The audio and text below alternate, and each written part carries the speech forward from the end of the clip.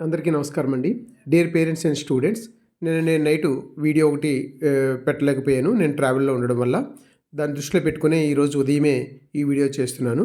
ముఖ్యంగా ఈరోజు చేస్తున్నటువంటి వీడియో ఏంటంటే, ఏదైతే జేఈఈ మెయిన్స్ ఉందో, జేఈఈ మెయిన్స్‌లో 14,00,000 మంది పోటీ పడుతున్నారు.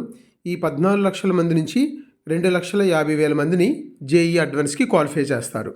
ఈ 2,50,000 మందిలో కూడా స్ట్రైట్ అవే 14,00,000 నుంచి 2,50,000ని తీసుకోడు. ఓపెన్‌లో ఎంతమందిని తీసుకుంటాడు, జనరల్ ఈడబ్ల్యూఎస్ వాళ్ళు ఎంతమందిని తీసుకుంటాడు, ఓబీసీ ఎన్ఎస్ఎల్ ఎంతమందిని తీసుకుంటాడు అనేది మాట్లాడదాం. ఇక్కడ ఓపెన్‌లో 96,187 అంటే ఇంక్లూడింగ్ పీడబ్ల్యూతో కలిపి, ఓపెన్ పీడబ్ల్యూతో కలిపి 1,1250 మంది ఈ యొక్క జేఈ అడ్వాన్స్కి క్వాలిఫై అవుతారు. దేని నుంచి? జేఈ మెయిన్స్ నుంచి. వీళ్ళు ఐఐటి ఎగ్జామ్ రాయడానికి ఐఐటికి క్వాలిఫై అవుతారు. అంటే జేఈ అడ్వాన్స్ రాసి ఐఐటికి వెళ్తారు కాబట్టి. అలాగే ఈడబ్ల్యూఎస్కి సంబంధించి చూస్తే 2,50,000 మంది 25,000 మంది క్వాలిఫై అవుతారు. అలాగే ఓబీసీ ఎన్సీఎల్కి వచ్చేటప్పటికి 67,500 మంది క్వాలిఫై అవుతారు. ఎస్సీ నుంచి మనం చూస్తే 37,500 మంది క్వాలిఫై అవుతారు. ఎస్టీ నుంచి 18,750 మంది క్వాలిఫై అవుతారు. అంటే ఏ కేటగిరీలో ఎంతమంది రాస్తే ఆ కేటగిరీలో వాళ్ళ నుంచి వీళ్ళని క్వాలిఫై చేస్తారు. ఫర్ ఎగ్జాంపుల్ మేబీ ఇక్కడ ఉదాహరణకు తీసుకుంటే ఓబీసీ ఎన్సీఎల్లో 5,00,000 మంది ఉన్నారనుకోండి. 5,00,000 మందిలో 67,500 మందే క్వాలిఫై అవుతారు. ఇది మీరు అర్థం చేసుకోవాల్సింది. ఇక మరలా రెండో విషయం ఏం మాట్లాడుతున్నానంటే, ఈరోజు ముందు వీడియోలో చెప్పినట్లుగా ఈరోజు టాప్ 5 ఎన్ఐటీస్లో ఎంత పర్సెంటేజ్ వస్తే జనరల్ అభ్యర్థులకి త్రిబుల్ ఈ కానీ, ఎలక్ట్రికల్ కానీ, మెకానికల్ కానీ రావచ్చు అన్నది ఒకసారి మనం చూద్దామండి.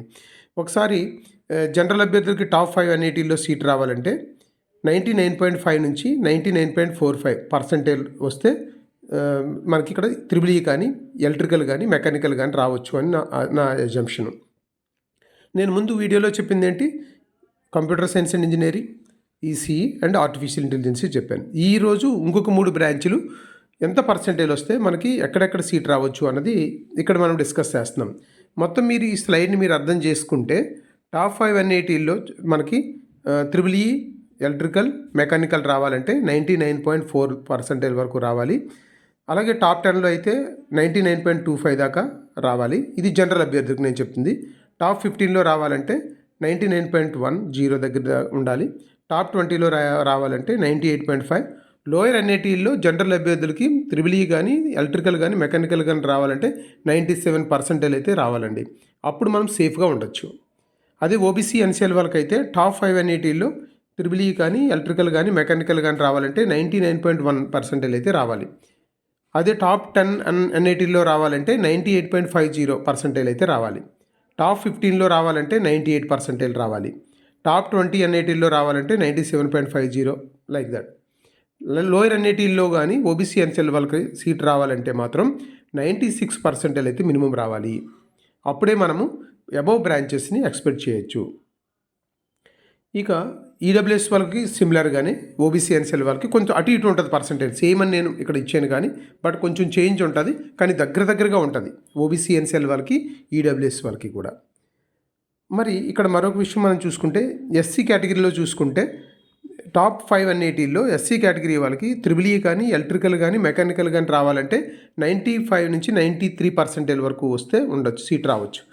అదే టాప్ 10 ఎన్ఐటీల్లో వాళ్ళకి సీట్ రావాలంటే 90% అబోవ్ రావాలి. టాప్ 15 ఎన్ఐటీల్లో సీట్ రావాలంటే 86%. టాప్ 20లో రావాలంటే 80%. లోయర్ ఎన్ఐటీల్లో ఎస్సీ అభ్యర్థులకి త్రిబుల్ ఈ కానీ, ఎలక్ట్రికల్ కానీ, మెకానికల్ కానీ రావాలంటే 70% అయినా రావాలండి. ఇది నా అజంప్షన్. ఇంక ఎస్టీ అభ్యర్థులకైతే చెప్పలేము, నేను చెప్తున్నాను. ఎందుకంటే ఎస్సీ అభ్యర్థులు ఎంతమంది రాస్తారు, ఎలా రాస్తారు అన్నది మనం ఊహించలేము. కానీ కొంచెం అంచనాగా నేను చెప్తుంది ఏంటంటే టాప్ 5 ఎన్ఐటీల్లో రావాలంటే 90 లేదా 85% వచ్చినా రావచ్చు. టాప్ 10లో అయితే 80, టాప్ 15లో అయితే 78, టాప్ 20లో అయితే 70%.